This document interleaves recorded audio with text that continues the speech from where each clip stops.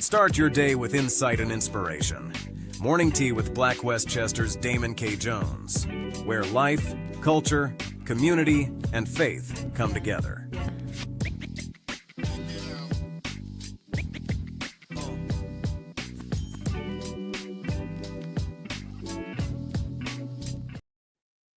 Peace and blessings, everybody. Peace and blessings.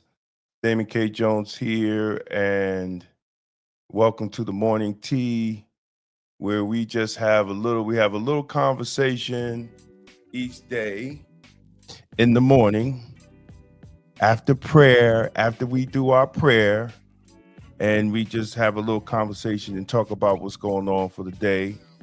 And we do this every Friday at 8 a.m. Every Friday at 8 a.m. So, peace and blessings, everybody. Thank you for coming on, man. We are live on Facebook, Instagram, LinkedIn, YouTube, X. And we're just doing, this is the Morning Tea. For those of you who are just checking in, this is the Morning Tea where we talk about what's going on, and we discuss issues in our community, and we recap. We do a recap of what's on Black Westchester Magazine. So, you know, what we're doing is just go to blackwestchester.com. It's the news with the Black point of view. Sorry, we did not go on Instagram this morning. That was a little mistake, but we're just going to go over some of the articles that's on Black Westchester. Some of the articles that is on Black Westchester Magazine. And definitely you can go to Black Westchester Magazine, blackwestchester.com, and see what's going on. So we're gonna change up a little bit. I'm gonna have to just change up just a little bit, so we could there we go. There we go. So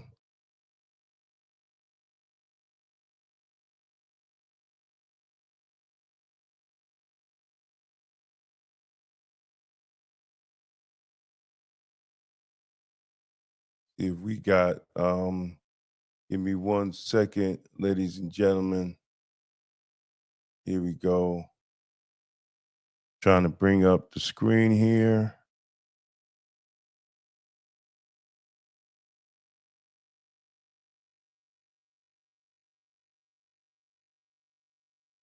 If I can make that bigger.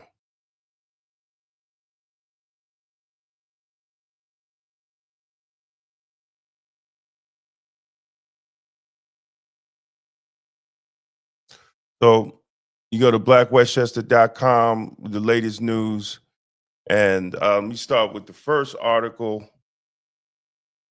Governor Hochul's reckless firing of 2,000 correction officers endangers public safety. I'm going to do a separate video on this probably later tonight, because we have to have a longer discussion about what's really going on in the New York State Correctional Facility, and the issues that correction officers are having. We had a retired sergeant from New York State Corrections on the show, I believe 2 weeks ago. And you could go on Black Westchester on YouTube and check out that interview. And he was talking about the issues that correction officers were facing. You know, some people, ask, well, what about, the issues of the inmates? Yes, issues of the inmates are very, very important. But the issues of the correction officers is just important too, because they keep inmates safe. And if they're not safe, then the inmates are not safe. It is what it is. That's the way it goes. And if any correction officer or any law enforcement officer abuses his powers, he should be held accountable. I agree with that across the board. But I also agree that correction officers should have a safe working environment.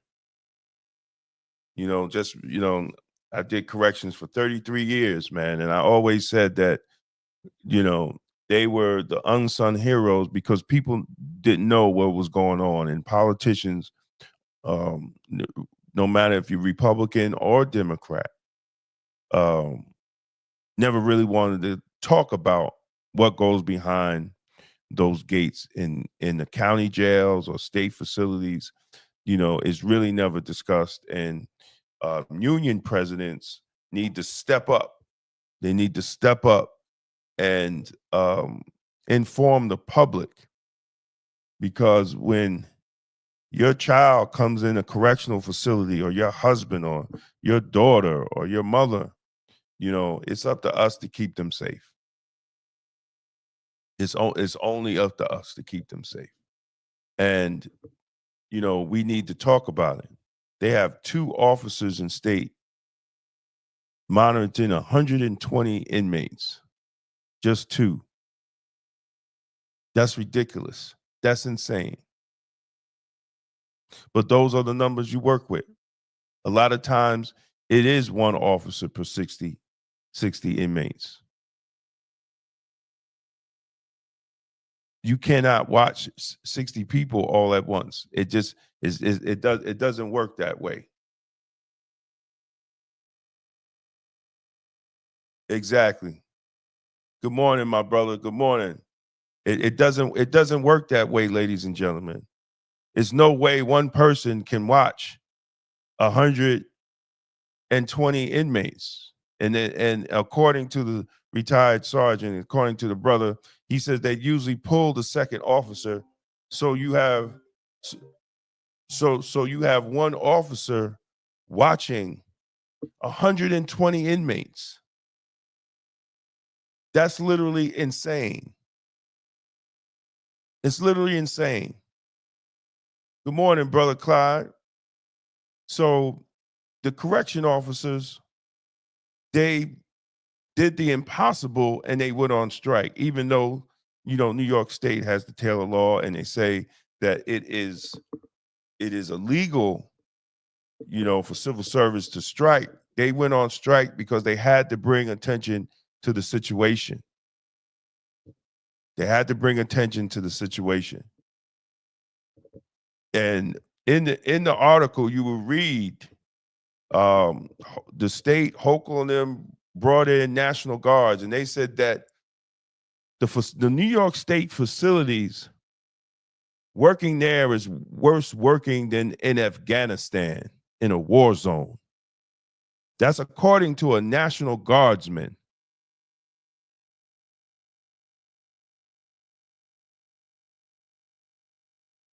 Well, no, you can't. You can't officially. You can't. No, you're wrong. You can't strike. You can't strike. It's called the Taylor law. You can't officially strike. You could have a blue flu. You could call in sick. But if you automatically pull a strike, that is illegal in New York State. I'm just being honest and being rightful. I've been working there for 33 years. You cannot strike. Not like UPS and Federal Express and all that. No, ma'am, you can't do it. It's against the law, and that's why 2,000 got fired. You cannot officially strike. You could have a whole bunch of people calling sick at the same time and use their sick time.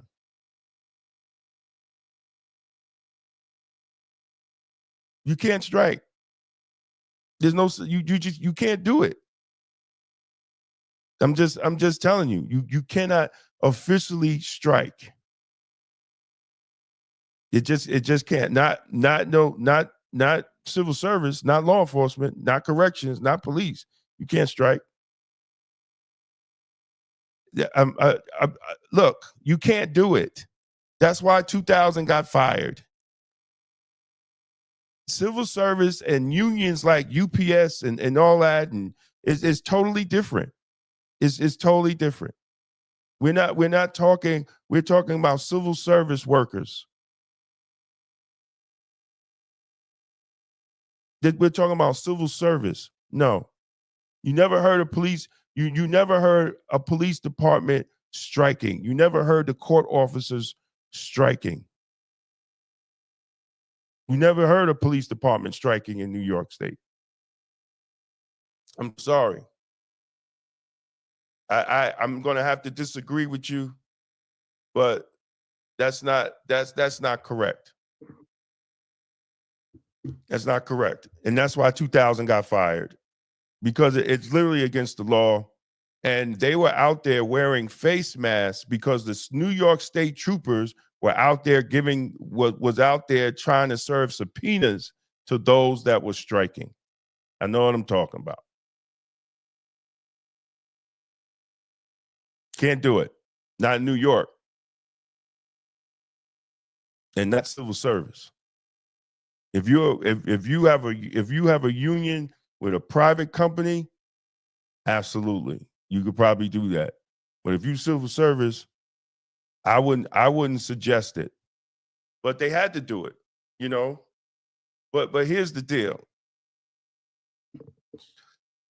What are the other correction unions throughout New York State going to do about it? What are they going to do about it? How are they going to defend it? Because at any day, it could be them too. You know, I say in my article that there's approximately 40,000 correction officers in New York State, from county, New York City, county, and state facilities. That is a voting block. Brothers and sisters, corrections, that is a voting block. If correction officers in New York State allow their brother correction officers to be in these certain conditions and not hold these elected officials accountable, where's the brotherhood? Where is the brotherhood? I think it was a bad mistake for Hochul. I will not be voting for Hochul. You know, this is not the only thing, but this is the icing on the cake, because these are situations that what was not new to these are situations that were not new to New York State, to people up in Albany. The issues of state correctional facilities and the decay in a lot of the buildings. So same as Rikers Island. You know, politicians allow it to go so long that it's almost impossible to fix, because they have turned a blind eye, because it's not in public view. And it's unfortunately, you know, in local facilities, it's mostly Black and brown. And in New York State, the southern facilities, mostly Black and brown, till you get upstate, is more white people. But at the end of the day, you know, this is a job that mostly Black and brown people take. Mostly Black and brown people take. But the question is, what are the corrections throughout the state going to do? Are the correction unions, are they going to support these brothers? Because I know Hochul ain't getting my vote. Your 35,000 active strong. And that's not talking about the retirees that still live in New York State, the correction retirees that still live in New York State. And the ones that don't live in New York State should be making phone calls to tell family members and friends that support correction officers that live in New York State not to vote for this woman, not to vote for Governor Hochul or any other Democrat that supported.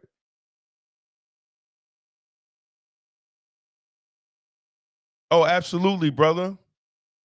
Absolutely. And that's what I said in the article too. You know, we are the unsung heroes, and because we're not visual, we're not hung at the same standard.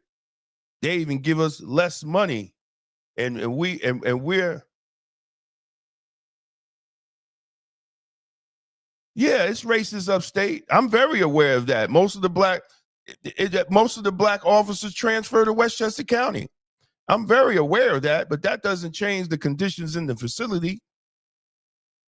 The facilities are horrible. Yeah, you know, absolutely. That's part of the thing. And the thing is, they will never do anything with those upstate facilities because they're mostly white. You know, they're mostly white, and those are the ones that need to be closed first. Tell them to come down here. Oh, I know because I had a next door neighbor right up here where I live at now. He thought he was Malcolm X, and he was going to go out there and fight the power when there was only maybe like 10 black COs in the facility wherever he was at, and he ended up getting fired. And I told him that was foolish. You should have did your time. You should have stayed quiet. And he was on the list in Westchester, and they jerked him, and he couldn't even get the job in Westchester by the time he got for interview process. You know, and I said, man, you should have came and talked to me before you thought you was going to go up there in that facility and be Malcolm X. You should just stay quiet, did your job, and left. But sometimes, you know, some people don't know that. But yeah, we get a lot of black COs from state, you know, come down to Westchester County because it's just too racist up there in them upstate facilities. You know? So, you know, I mean, racism is real, whether we like it or not. But it's all how we as black people deal with racism.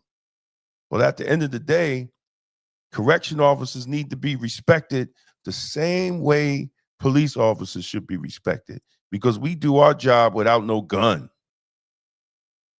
You talking state has one officer to 120 inmates. What is he going to do?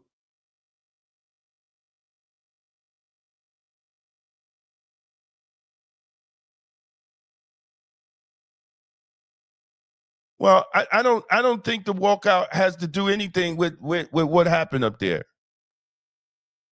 I really don't. It was around contract time. I really it's around contract time. So I really don't think that has anything to do with anything. You know, that just happened to happen. That's my thing. You know, because when you talk to a lot of black COs, they wasn't for that. You know, but that doesn't change them trying to get the money and trying to get money and trying to get safe facilities. That doesn't change anything. You know, them guys is going to go to jail regardless. And what we need to worry about is why Tis James prolonged so long to step away from the case, because them guys were able to put their retirement papers in because of Tis James's tiptoeing around the case in slow motion, and then giving the case to another, talking about she had a conflict of interest because she had other cases against the officers. That's not a conflict of interest. That's you doing your job. So her taking so long to claim a conflict of interest and then giving the case to a DA upstate New York, them guys were able to put their retirement paperwork in. She failed us again. We better stop voting for elected officials just because they're black.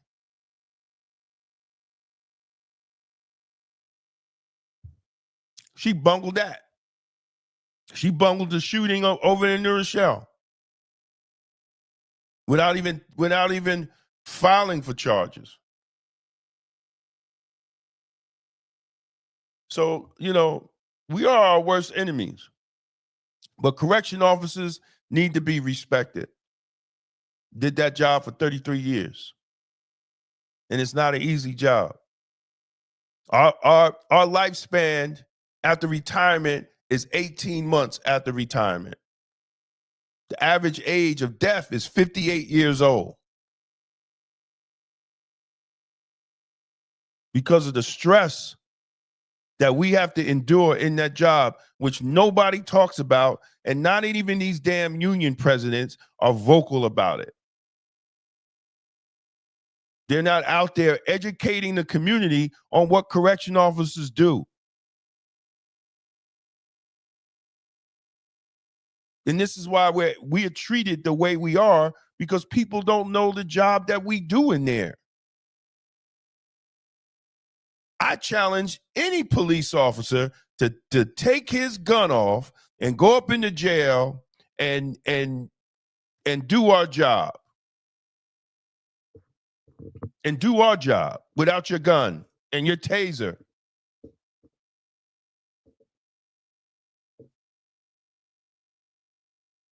And monitor 60 to 120 inmates by yourself. De-escalate fights by yourself. With 60 people or state is 120 people by yourself. I dare any police officer to do it. I could do your job. Can you do mine?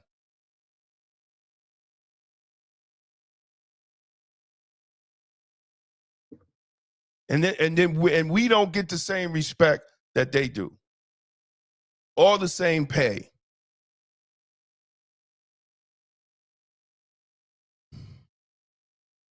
I'm gonna do a whole show on this, because this needs to be talked about, and union presidents need to get off their ass and be more vocal about this. The supervisors unions, regular correction officer unions, Nassau, Rockland, Orange, New York City, y'all union presidents better open up your damn mouth, because you are working in conditions that are horrible.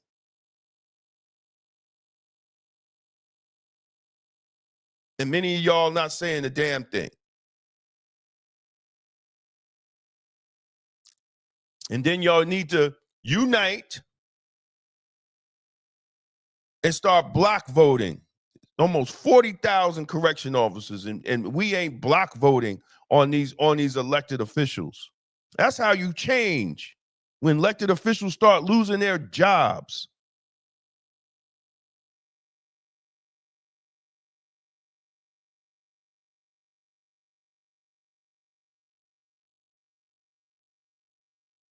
Let's go to the next story. Celebration of life. Dr.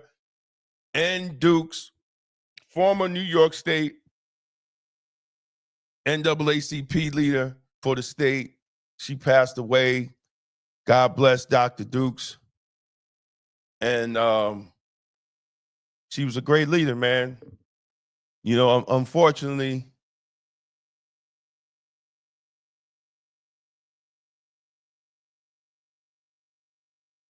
well, Idra, if they don't care about the correction officers, why do you think they care about the inmates? Everybody's in the same condition. We all in the same condition.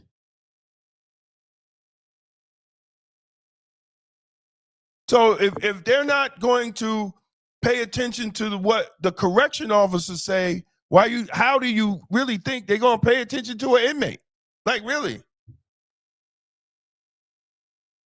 They don't even listen to us. And we work there. We work there. That's like you not giving emergency room doctors the proper supplies to save lives.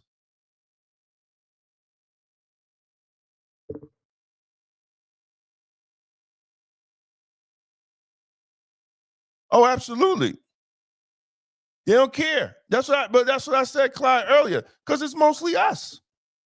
It's mostly black officers watching black inmates, unless you get upstate. Everything else is us. Exactly. Exactly. And then their parents don't vote. You got all these people locked up in New York State corrections, and ain't nobody voting.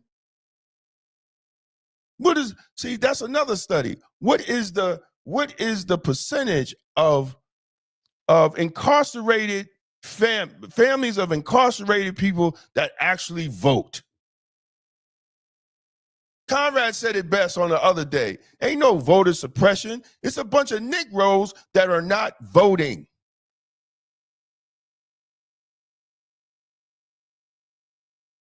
Well, yeah, you need more black and brown COs, period.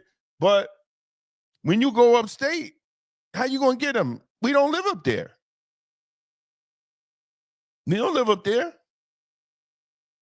You get past where I'm at in Middletown, it's like down south. It's like you in the Midwest.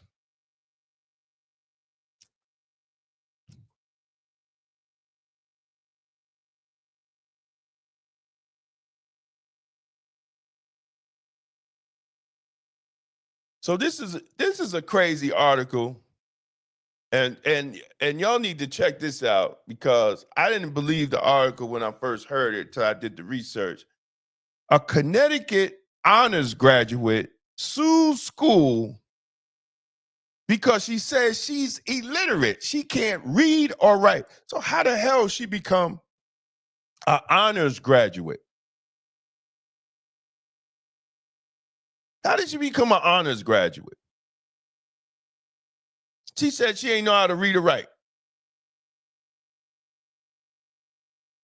Oh, absolutely. Absolutely. It's a business. That's all it is.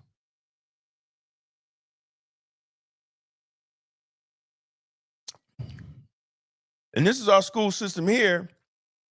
Connecticut got to have something to explain. How can an honors graduate not read or write? That don't make no sense.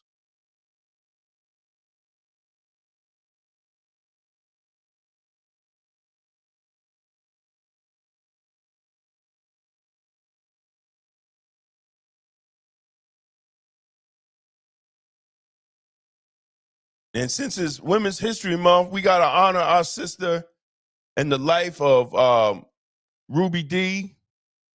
She was a cornerstone in the black community of Westchester County, her and her husband. She was outspoken for justice. And that's a picture of my man Kenneth Chamberlain, Pastor Butts, rest in peace, and our sister Ruby Dee. And, you know, it's insane. You know, we gotta, yeah. Yeah. So big shout out to the memory of Ruby Dee this Women's History Month. And also Women's History Month, we are this day in Black history. It was March 11th. Lorraine Hansberry made history as the first Black woman to produce a Broadway play. So big shout out, big shout out. I don't know if my thing is working. If my applause button is working. Big shout out.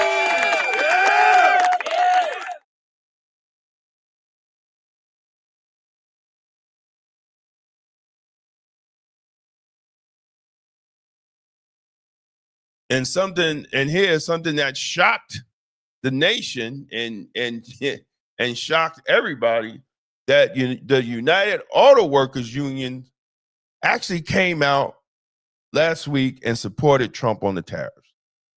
Now, the union president said that Trump's tariffs is actually forcing auto companies to rethink their closing of plants and moving to Mexico. So some automakers was about to close. Some automakers was about to close a couple of plants and move them to Mexico. And the union president said that now they're rethinking that.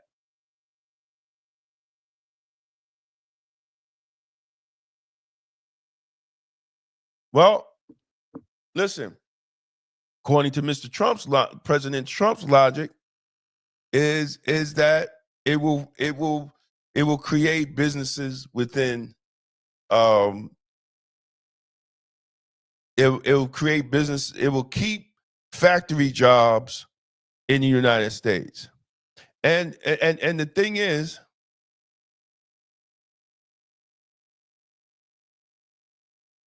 hey, what's up, Shoba? What's happening, my brother? Hey, man, you see what I'm doing, retired. I'm doing the same thing I was doing when I was working. I'm just not going to work, my brother. How you, man? I hope all is well with you, brother. I hope all is well. But we have to, what's key? The United States has to figure out how they're going to have factory jobs, keep factory jobs in the United States. That's the only way you're going to have people working. Look, whether we understand it or not, the Black middle class in Westchester County was made off the backs of General Motors. Was made on the back of General Motors. When Black people were doing good and they was living good and they was owning homes in Westchester County, the high majority of them was working for General Motors. That was the Black that was the Black middle class. And the only way, and the Black middle class is shrinking because not everybody can go to college. So if you're not learning a trade, where are you going to work at? And after Clinton, with the North American NAFTA free trade agreement, companies were moving their factories outside of America.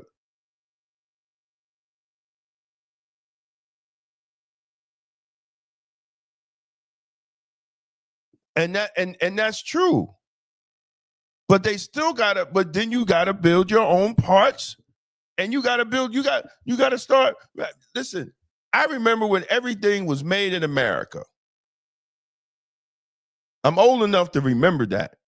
I'm old enough where everything, they had the little made in America stamp on it, and people were proud to have products that were made in America.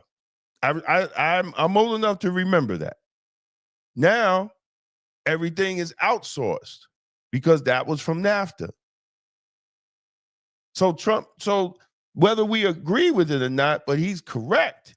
And he's saying he's doing reciprocal tariffs. And if you Google or you go on ChatGPT and you ask, are there fair tariffs with these certain countries with America, you will see that they tariff us higher than we tariff them. I mean, you don't have to take my word for it. You could research it yourself.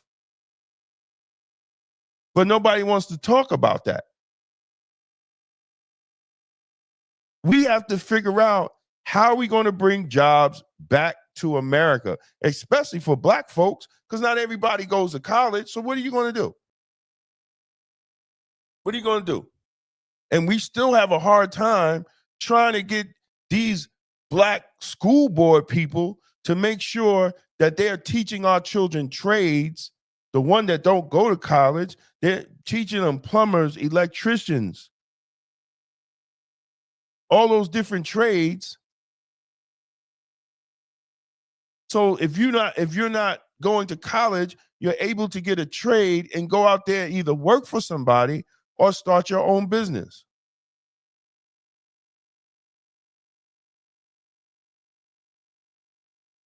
Or start your own business. We got to begin to start businesses. Men are hard time. Excuse me. Men are having a hard time finding jobs. So if you ain't got no job as a man, you ain't getting no wife. You ain't having no family.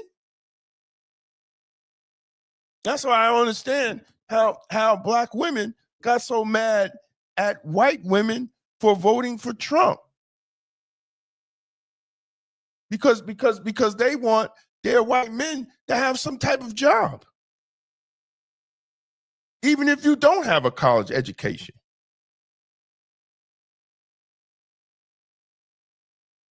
And if you don't have a college education, you better go up and work on a factory.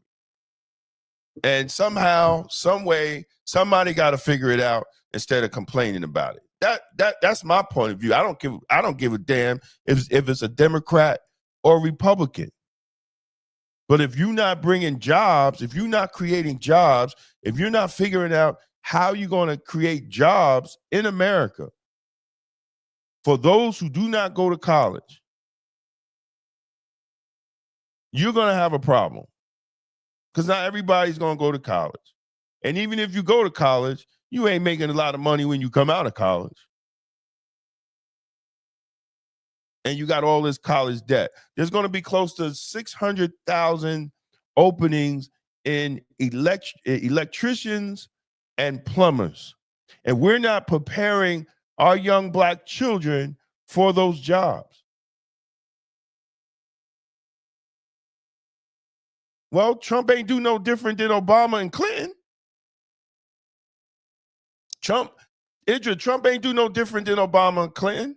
Obama laid off like 400,000 federal workers. Ain't nobody talking about that. That's facts.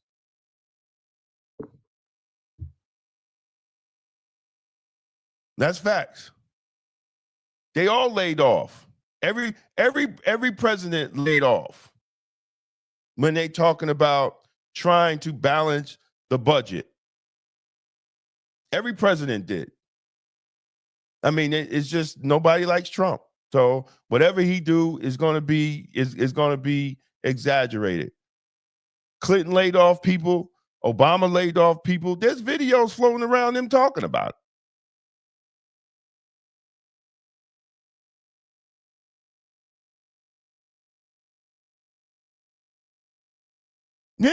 Yeah, but we're not preparing our young Black children for those jobs.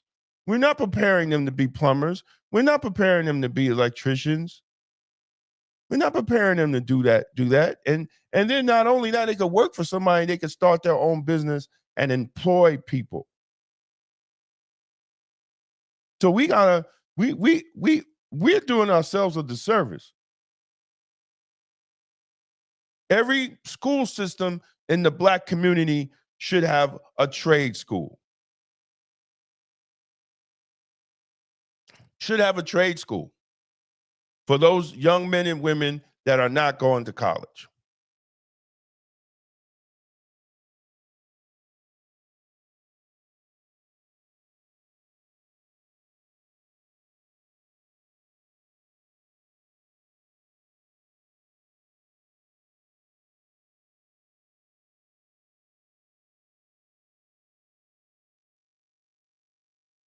Oh man, I don't know what happened. I popped in and popped out.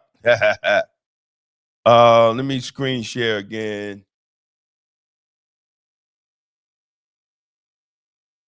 should have a trade school.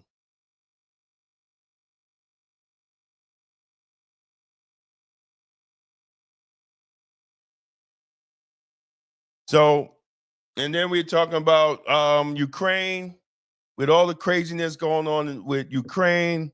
United States met with Ukraine in Saudi Arabia, and Ukraine agrees to a brokered 30-day ceasefire, and they're going to continue to share information, and they're going to and supply them of whatever they need. So they're waiting on Putin. There's the reports. I haven't checked it today, but they're waiting on Putin to agree, and we'll see where they go.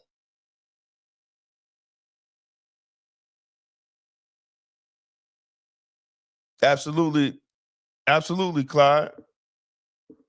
That's right. You know, I've been pushing. I've been pushing it and talking about it in Westchester, man, and it's just like they don't listen. Nobody wants to listen.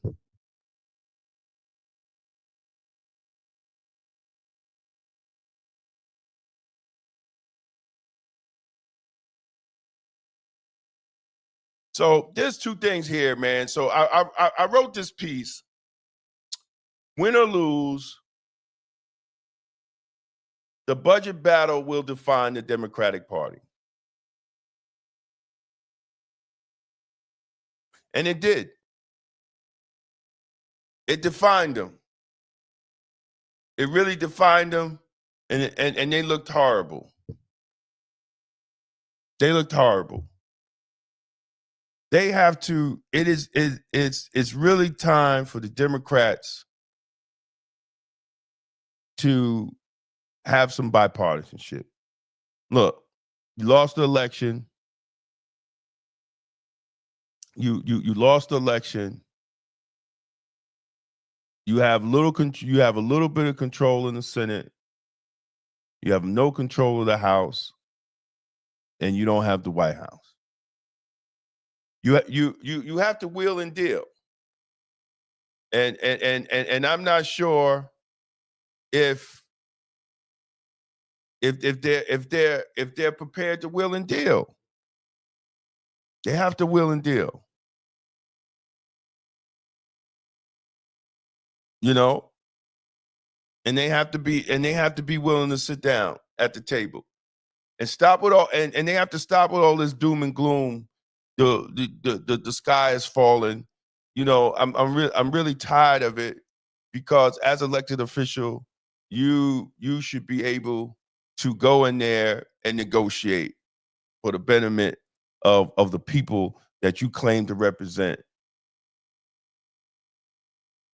So if the Democrats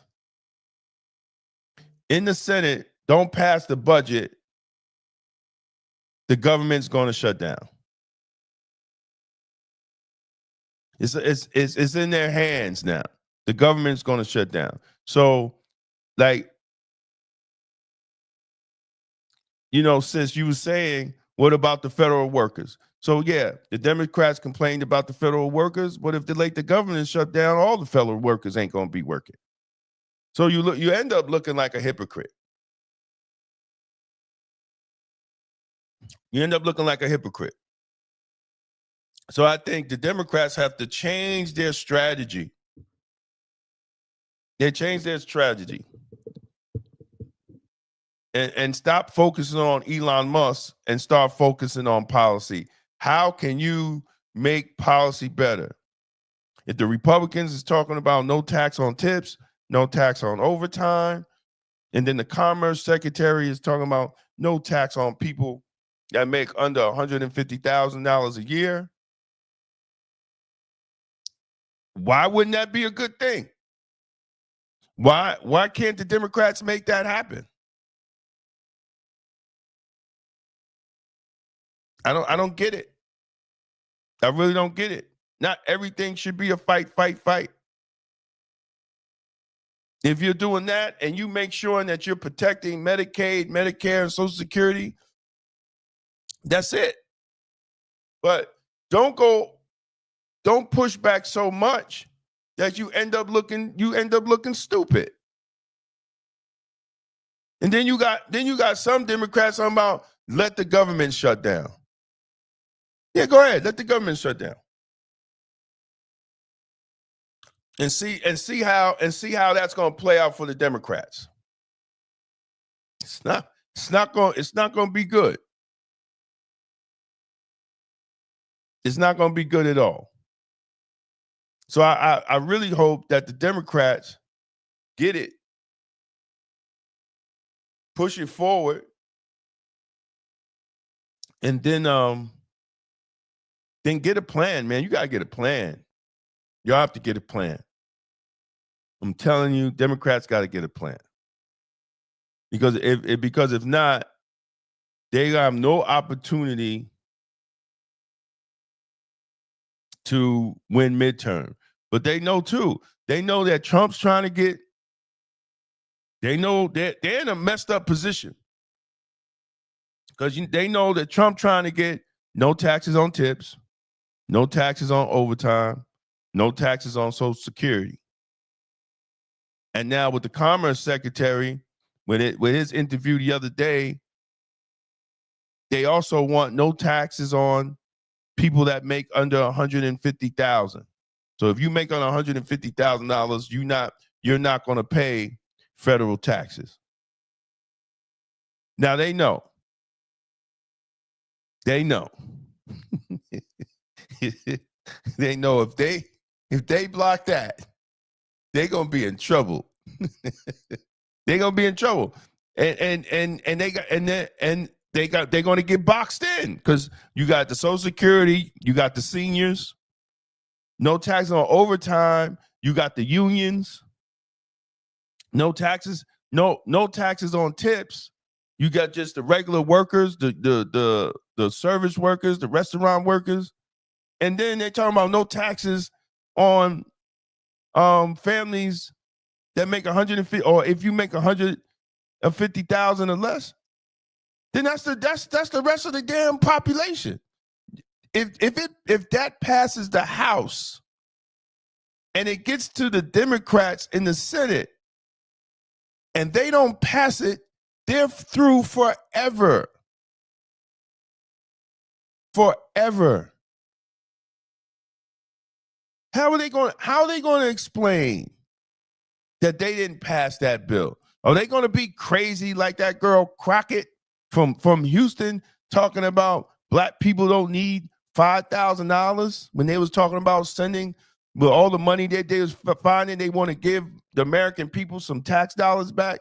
And she there talking about black people or people don't need $5,000. Everybody needs $5,000. Only one don't need $5,000 is Elon Musk. But everybody need $5,000.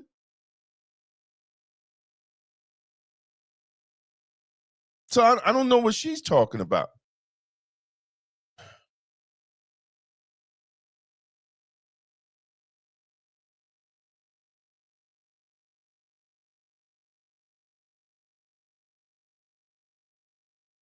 Oh, and one more thing before I get out of this Washington, D.C. politics.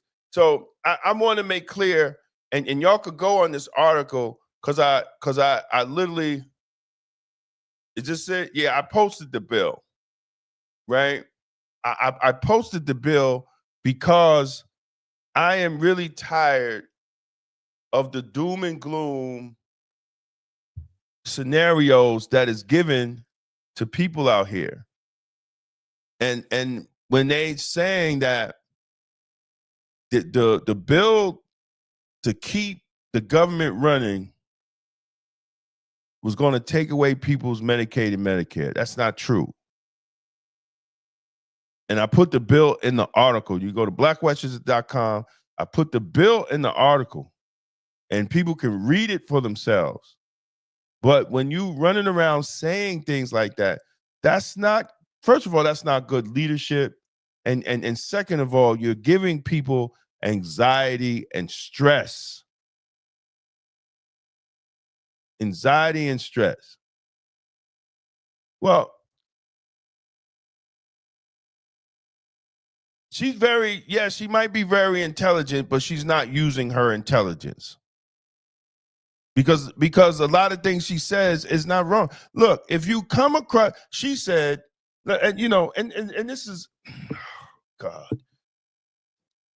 If you come across the border and you do not go through the port of entry, you have committed a crime.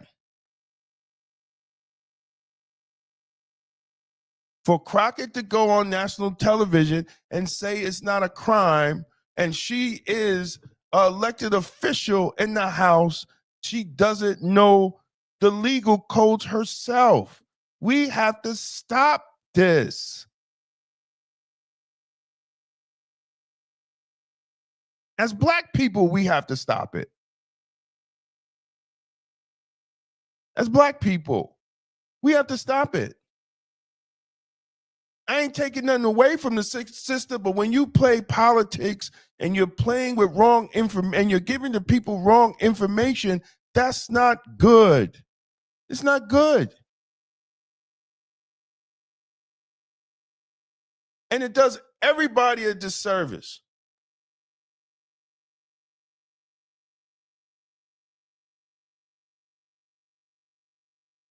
I was very upset with the Democratic Party when they was running around talking about Trump was going to bring back stop and frisk.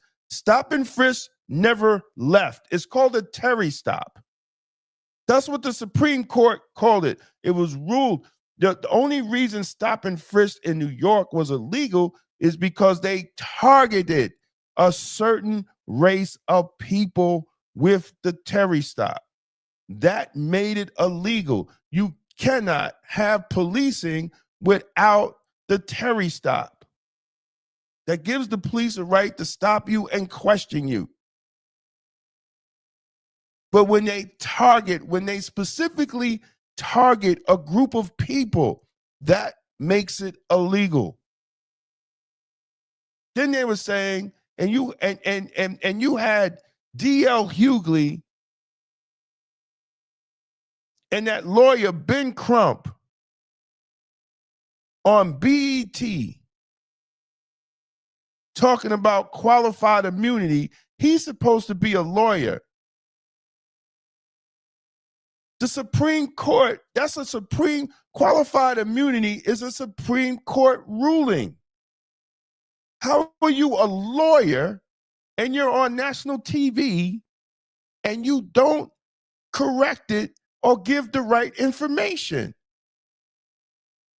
Ben Crump. Some of these Black leaders are taking Black people down the rabbit hole. And we have to watch it. We can't get caught up in the antics. We have too much to lose as Black people. We're already at the bottom. With our Mercedes Benzes and red bottom shoes, we're already at the bottom. And Louis and Gucci bags, we're still at the bottom. We can't afford to be led down the rabbit hole.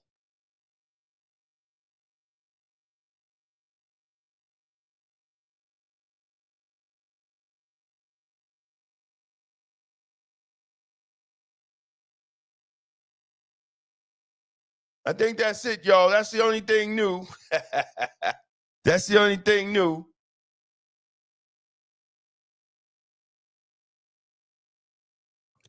That's it. I think that's it.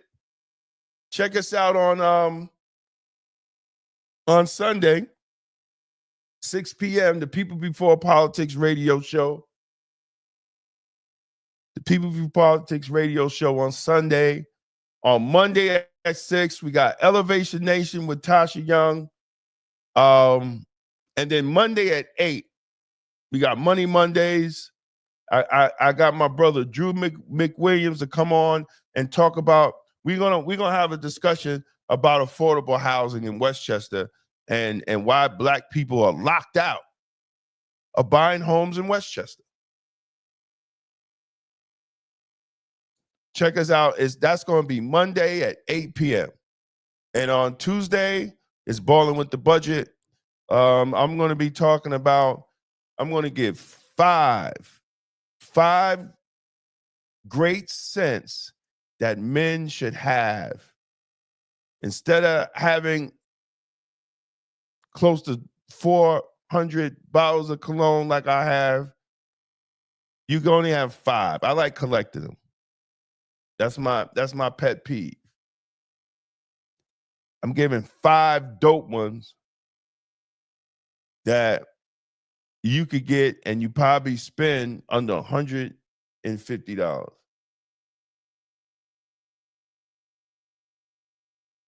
Yeah, I'm gonna get his opinion on dismantling of HUD and see what's going on. But you know what? You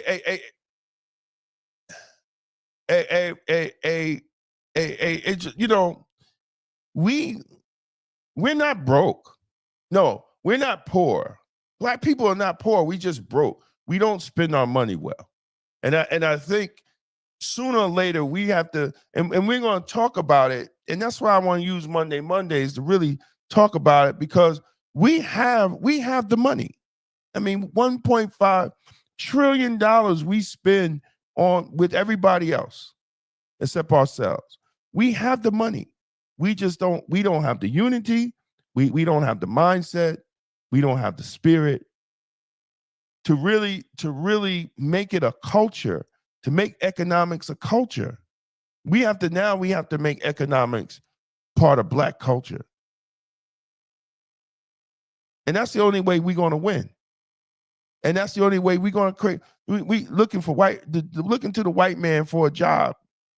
It's not going to work. Pharaoh is letting us go. And if you think if a Democrat get in after Trump, they're going to change it, no, they're not going to change it.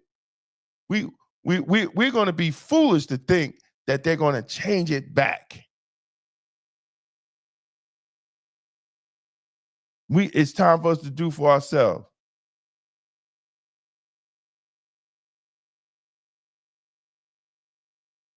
Yeah, we could do it ourselves. We could do it ourselves.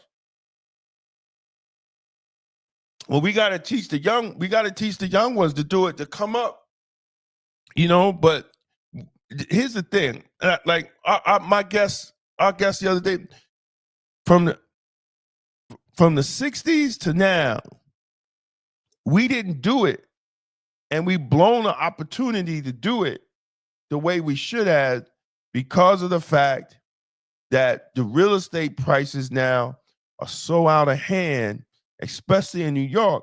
It's hard to do that in New York. If anything, you got to take your money and go down south. God bless them. God bless them. You don't need a college degree to know how to make money and to produce wealth. That's something false. And if you have a college degree and you're working for somebody else, then you ain't put them, in my opinion, you ain't put that college degree to work, because you should be should be having your own business. If you're going to spend $150,000 for education to go work for somebody else, then something's wrong. Something's really wrong. In my how I feel about it, something's wrong. I always have businesses. Fail or succeed. Always have businesses. So, you know, we're going to have to really change our mindset, brothers and sisters, moving forward. And if we don't make, let me tell you, if we don't make no money in this 4 years of Trump, it's our fault. I'm going to tell you that right now. Stocks are down. Stocks are down. And what's it go? Buy low, sell high. People are buying, but black people, because we don't have no side money, $4,000, $5,000, $6,000 that just got on the side that we could just say, hell, we're gonna throw in the stock market, because we don't save like that. We have to change we have to change this black nigger culture into a black economic culture. That's what we have to talk about. That's what we have to have the conversations. Changing our nigger culture to a black economic culture. And I'm not talking about having things. Nigger culture is us having a whole bunch of things. Economic culture is having wealth. Having things does not equate to wealth. Having a whole bunch of things equate to debt. And I learned that the hard way.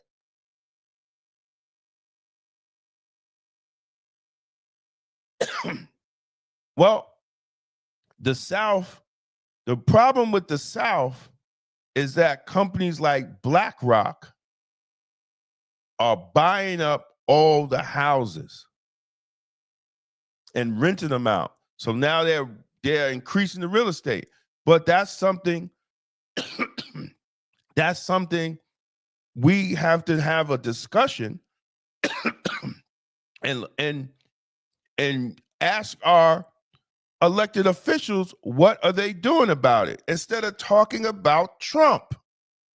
See, he's a distraction. I keep telling people, he's always going to be a distraction.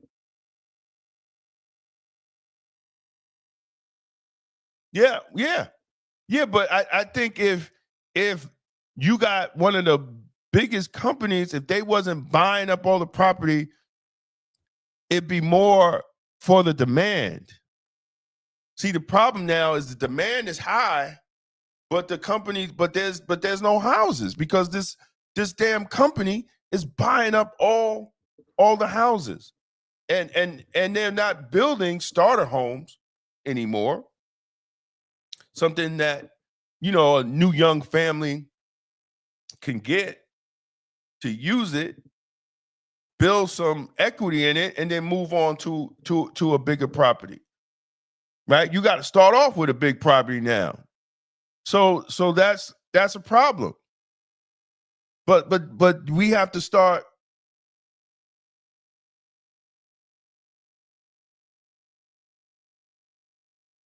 Yeah. The new bills are higher because they're anticipating the South is anticipating the New York money, the California money, right? So it is what it is. But we have to look. I live in Westchester County. Well, I used to live in Westchester County. Me and my wife was looking at houses in Westchester. I wasn't spending $750,000 for no house in Mount Vernon. Absolutely not. I'm sorry, I'm not doing it. So I came up to Middletown.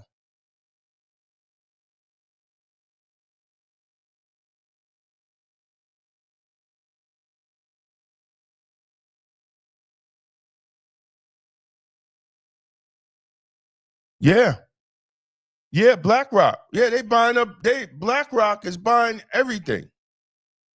Absolutely. And nobody's talking about it. If Democrats is worried about the middle class, nobody's talking about it. See the whole thing, both political parties don't care about the middle class anymore.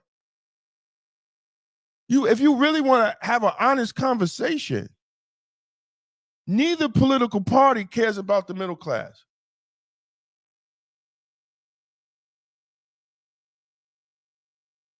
Oh yeah, it's a whole bunch of black people up here, man. In my complex, it is probably 95% black.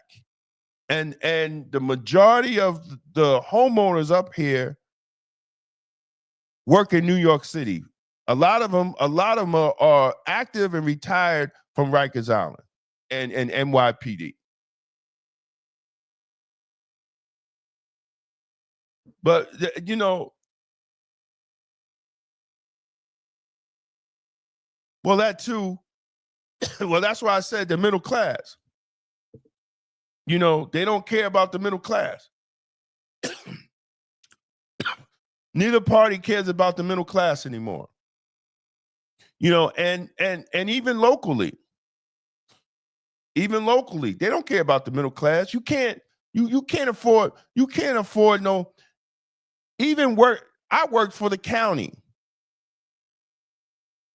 And there's no way I was going to spend $750,000 for a new home, a new built home in Westchester County.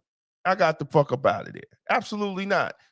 Absolutely. And I'm about to retire, and I'm going to put myself a $750,000 house. And the same company that was building the $750,000 house was building the houses up here in Middletown at $328,000. Are you kidding me?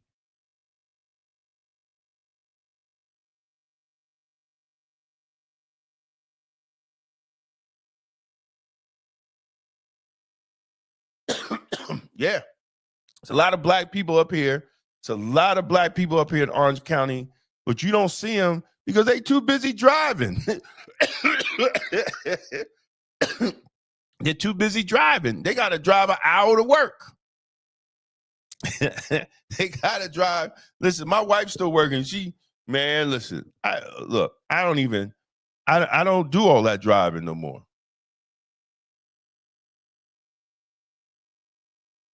Yeah, but I can't go that far up. I'm good. I'm good where I'm at.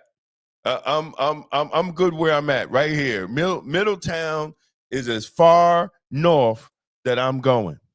If I'm going to move from here, it's going to be down south. I'm going down south, man. But it's like living in the South up here. You know, and there's a lot of opportunities for black people up here because there's a lot of black people. Like, there is a lot of black people up here. There's a lot of black people up here, man. But I want to thank everybody. I want to thank everybody that watched this morning, man. And remember, Sunday, 6 p.m., People Before Politics show. Me and my brother, AJ Woodson. Monday, 6 p.m., Elevation Nation with Toxa Young. 8 p.m., Money Mondays. And I got my man, Drew McWilliams. We're going to talk about real estate and housing on Tuesday, Balling with the Budget, where we talk about sensible scents and perfumes. And Wednesday, Tuesday is 8 p.m., Wednesday, 8 p.m., Wellness Wednesday, where we talk about health, wellness, and mental clarity. Thursday, Motivational Thursday at 8 p.m., and Friday, we back again with the morning tea. So check out our schedule. Go on Black Westchester. Black Westchester YouTube. You can see all the schedules with the different shows up. And I want to thank y'all again, man, for tuning in this morning. And may y'all have a black-tastic weekend. And remember, God is in your vegetables. Peace out. Start your day with insight and inspiration. Morning Tea with Black Westchester's Damon K. Jones, where life, culture, community, and faith come together. Please subscribe, follow, and share Black Westchester. It's the news with the black point of view.